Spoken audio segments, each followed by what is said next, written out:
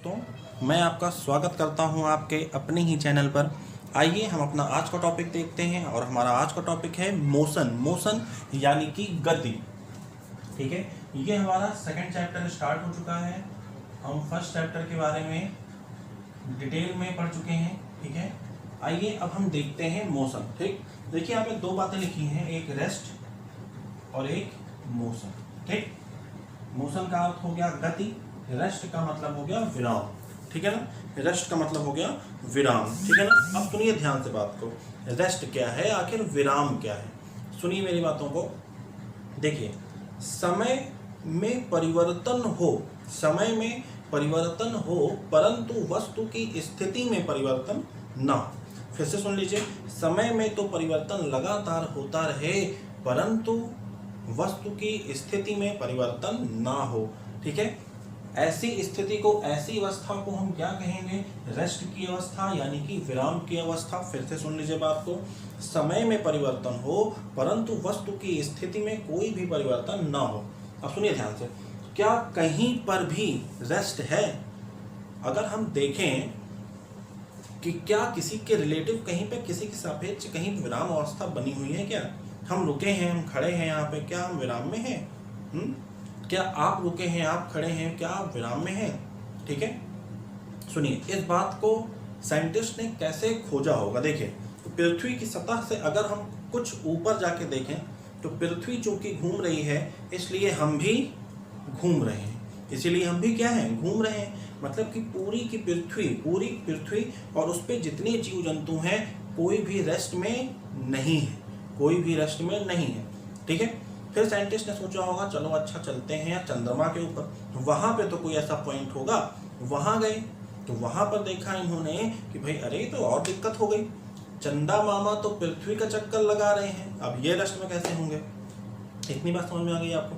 मतलब चंद्रमा पर भी कोई भी ऐसी जगह नहीं है जो विराम में हो। ठीक, और ऊपर चले जाइए सूरज के पास। अब भाई सूरज का तो सभी लोग चक्कर लगा रहे हैं, मतलब सूरज रुका हुआ, लेकिन वहां जब पहुंचे होंगे सोचोगे अरे ये तो हमारा पूरा सौर मंडल यानी कि सूरज और जितने ग्रह हैं वो एक साथ घूम रहे हैं।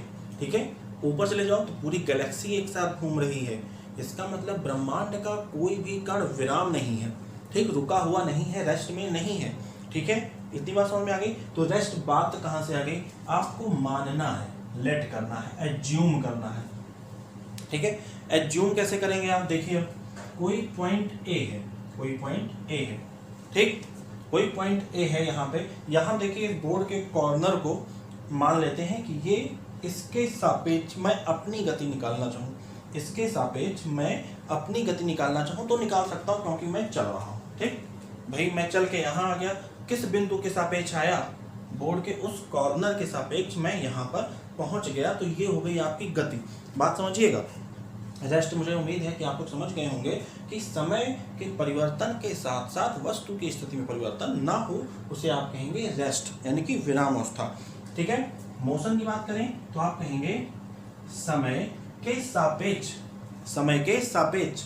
ठीक, या दिए गए समय में किसी स्थिर बिंदु, ये मेरे लिए स्थिर बिंदु क्या था, ये ठीक बोर्ड का कॉर्नर, दिए गए समय के सापेक्ष किसी स्थिर, दिए गए समय में किसी स्थिर बिंदु के सापेक्ष कोई वस्तु अगर चल रही है तो हम कहेंगे कि वो वस्तु गति की अवस्था में है।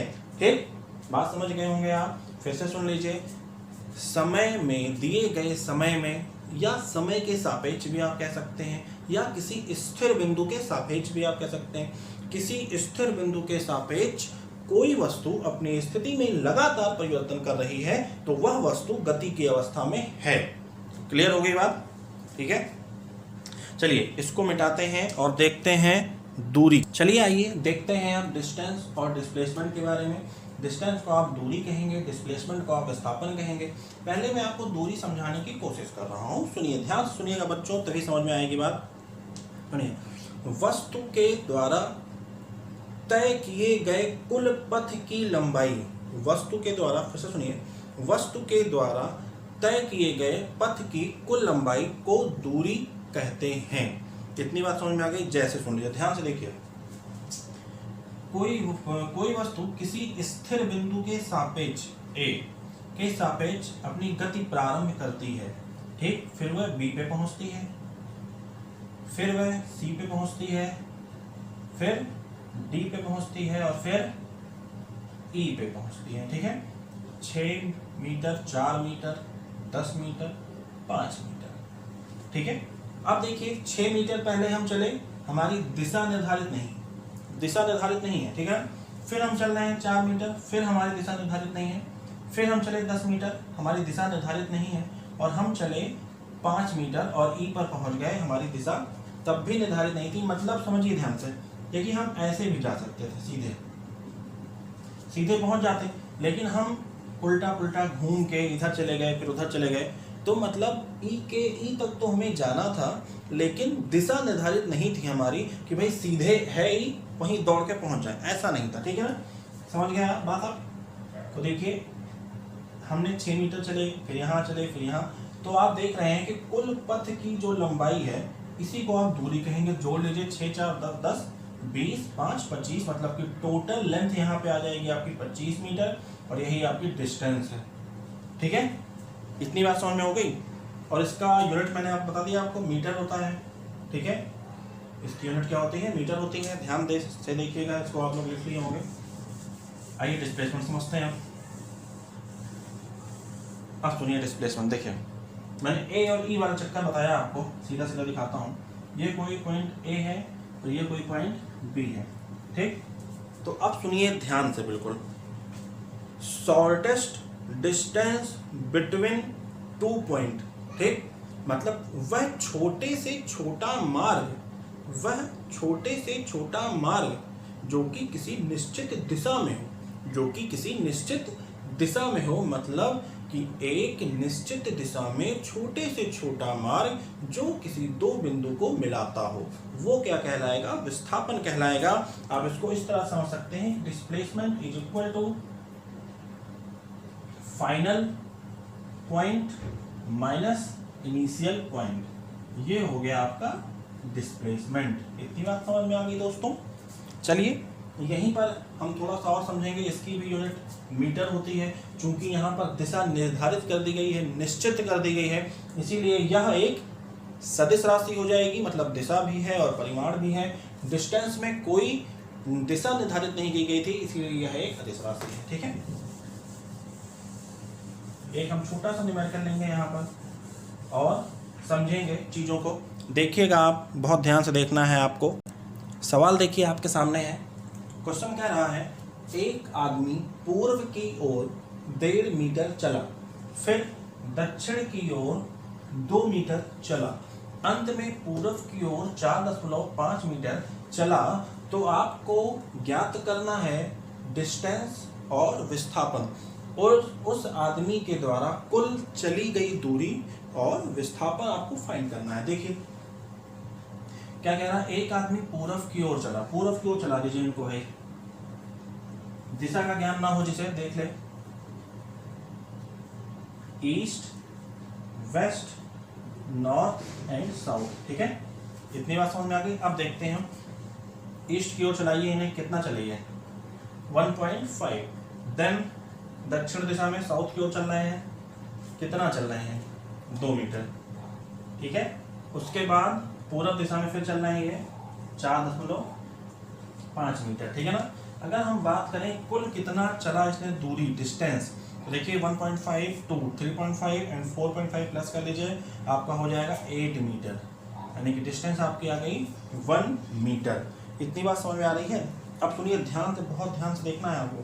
देखिए 4.5 ये है, अगर मैं इसको इस प्रकार से कर लूँ तो ये हो जाएगा, देखिए ये इक्वल है इसके, तो ये हो जाएगा 1.5, मतलब यहाँ से यहाँ तक की टोटल डिस्टेंस क्या हो गई 6 मीटर, टोटल डिस्टेंस 6 मीटर, ठीक है। ध्यान से देखिएगा, देखिए, और ये 2 मीटर इसके सापेक्ष है, तो 2 मीटर, ठीक। आपको सीधे इस बिंदु पे पहुंचना है। सबसे छोटा बात आपका यही होगा, ठीक है। तो इसको अगर आपने कैलकुलेट कर लिया, बस आपने आंसर निकाल लिया अपना, विस्थापन निकाल लिया अपना। अब हमें फाइंड करना है डिस्प्लेसमेंट। देखिए कैसे फाइंड करेंगे, पाइथागोरस थ्योरम लगा दीजिए यहाँ पे आप। पाइथागोरस थ्योरम लगा दीजिए। यहाँ से यहाँ तक 6 मीटर है, यहाँ से यहाँ तक 2 मीटर है। तो कैसे करते हैं आप बताइएगा। और हमें डिस्प्लेसमेंट ये x की वैल्यू फाइंड करनी है। x आप यहाँ मान लीजिए डिस्प्लेसमेंट x, ठीक। तो x इज इक्वल टू हो जाएगा 6 का स्क्वायर प्लस 2 का स्क्वायर अंडर रूट, ठीक।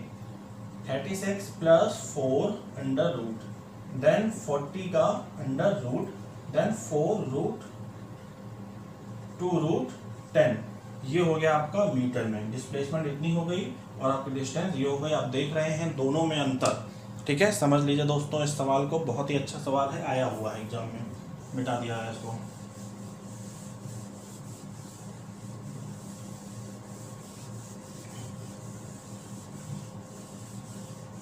अब अगर ये बात आपके समझ में आ गई है तो हमारा अगला टॉपिक बनेगा चाल और वेग, यानी कि स्पीड और वेलोसिटी। स्पीड और वेलोसिटी के बारे में अब हम लोग यहाँ से जानेंगे, ठीक है। स्पीड और वेलोसिटी, ध्यान से सुनिए मित्रों। स्पीड और वेलोसिटी आप पढ़ने जा रहे हैं, ठीक है। क्या पढ़ने जा रहे हैं? स्पीड और वेलोसिटी माने कि चाल और वेग। चाल और वेग दोनों में अंतर है, इस बात को समझिए आप लोग, ठीक है। चलिए आइए जानते हैं। देखिए चाल के अगर फॉर्मूले की बात करूं मैं तो होता है दूरी बटे समय, ठीक है। दूरी बटे समय, ठीक है। पढ़े भी हुए हैं आप लोग। मात्रक इसका हो जाएगा मीटर प्रति सेकंड। अगर मैं इसकी विमा की बात करूं तो हो जाएगा L-1, ठीक। राशि कैसी है? तो राशि ये आपकी हो जाएगी अदिश। कैसी राशि हो जाएगी? अदिश राशि हो जाएगी, ठीक है। चाल कैसी राशि है? चाल एक अदिश राशि है। अगर वेग की बात की जाए आपसे, वेग होता है विस्थापन बटे समय। विस्थापन बटे समय, ठीक है। विस्थापन बटे समय। तो देखिए यहाँ से ध्यान दीजिएगा दोस्तों, इसकी भी यूनिट हो जाएगी मीटर पर सेकेंड और विमा क्या हो जाएगी? L-T-1। बट वेग आपकी जो राशि है वो है सदिश राशि। दोनों में ये फर्क है। क्लियर हो रही है बात? दोनों में ये फर्क है। चाल एक अदिश राशि है, वेग एक सदिश राशि है। इसके लिए मैं आपको अंत में एक ट्रिक भी दे दूंगा सदिश और अदिश पहचानने के लिए। अभी आप इतना जानिए कि चाल एक अदिश राशि है और वेग एक सदिश राशि है, ठीक है। एक चीज इंपॉर्टेंट चीज है, उसको थोड़ा और देख लीजिए, फिर हम अपनी आज की क्लास रोकेंगे। यहाँ पर एक चीज और देखिएगा। अगर मैं औसत चाल की बात करूं, किसकी बात करूं? औसत चाल की, ठीक है। अगर मैं कहूं आपसे कि औसत चाल बताइए, औसत चाल क्या होती है, तो औसत चाल का फॉर्मूला होता है कुल दूरी बटे कुल समय। कुल दूरी बटे कुल समय, ये होता है आपका औसत चाल का फॉर्मूला, ठीक है। इसको नोट कर लीजिए आप। एक पॉइंट और आपको बता दिया जाए।